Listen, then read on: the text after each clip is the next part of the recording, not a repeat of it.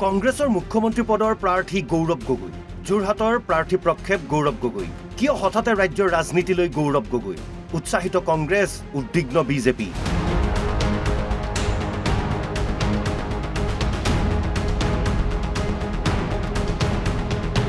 বিধানসভা নিৰ্বাচনৰ প্ৰথমখন তালিকাতে চমক দিলে কংগ্ৰেছে ৪২ জনীয়া তালিকাত প্ৰদেশ কংগ্ৰেছৰ সভাপতি গৌৰৱ গগৈৰ নাম যোৰহাট সমষ্টিৰ কংগ্ৰেছ প্ৰাৰ্থী গৌৰৱ গগৈ শাসক বিৰোধী শিবিৰত কোনো আলোচনাই হোৱা নাছিল চৰ্চা নাছিল ৰাজনৈতিক মহলতো তেন্তে কিয় হঠাৎ ৰাজ্যৰ ৰাজনীতিলৈ গৌৰৱ গগৈ গৌৰৱ গগৈক যোৰহাট লোকসভা সমষ্টিৰ প্ৰাৰ্থী হিচাপে প্ৰক্ষেপ কৰি পোৱা সফলতাৰ পিছত এইবাৰ একে এষাৰে একেই ফৰ্মুলা প্ৰয়োগ কৰিব বিচাৰিছে কংগ্ৰেছে যোৰহাট বিধানসভা সমষ্টিৰ প্ৰাৰ্থী হিচাপে নহয় গৌৰৱ গগৈক এইবাৰ মুখ্যমন্ত্ৰী পদৰ প্ৰাৰ্থী হিচাপে প্ৰক্ষেপ কৰি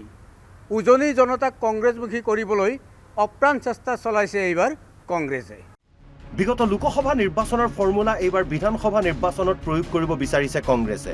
উল্লেখ্য যে বিগত লোকসভা নিৰ্বাচনত গৌৰৱ গগৈক যোৰহাট সমষ্টিত প্ৰক্ষেপ কৰি বিজেপিৰ হাতৰ পৰা কাঢ়ি আনিবলৈ সক্ষম হৈছিল কংগ্ৰেছে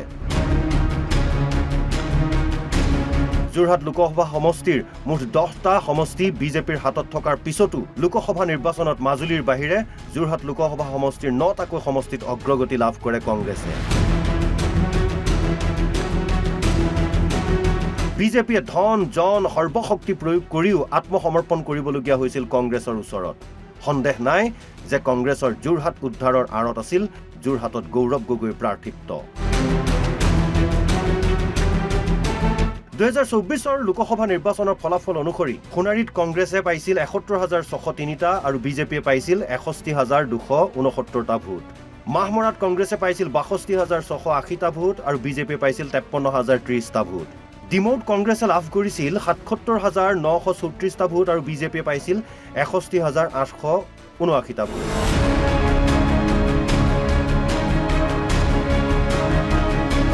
শিৱসাগৰত কংগ্ৰেছে পাইছিল ৯১,৮৪৩টা ভোট আৰু বিজেপিয়ে পাইছিল ৭৩,০৯৫টা ভোট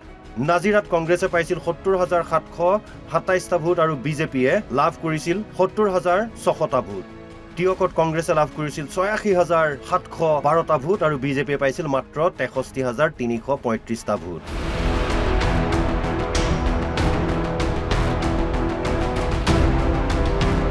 যোৰহাটত কংগ্ৰেছে লাভ কৰিছিল ৬০,৬৯৭টা ভোট আৰু বিজেপিয়ে পাইছিল ৪৮,৫৬৭টা ভোট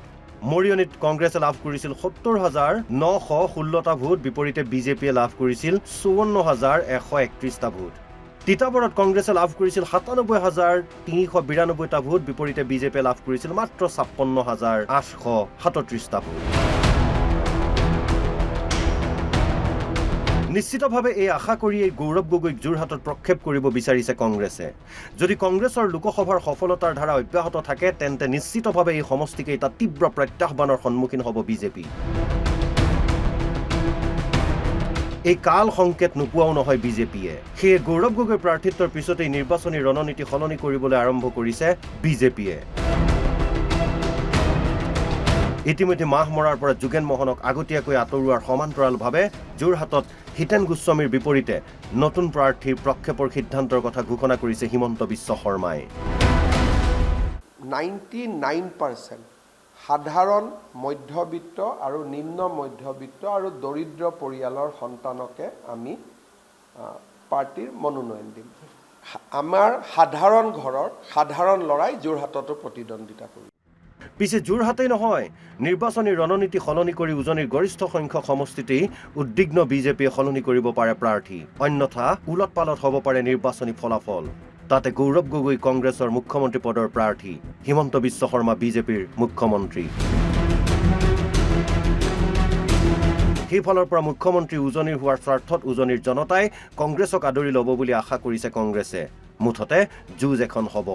গৌৰৱ গগৈ প্ৰাৰ্থিত্বৰ পিছতেই উজনিত যে যুঁজ এখন হ'ব সেয়া বিজেপিয়ে ভালদৰে বুজিছে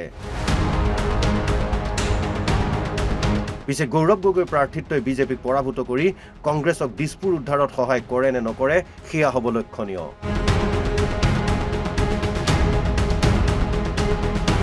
ব্যুৰো ইনপুটৰ সহযোগত ৰমেন কলিতাৰ ৰিপৰ্ট অসম লাইভ 24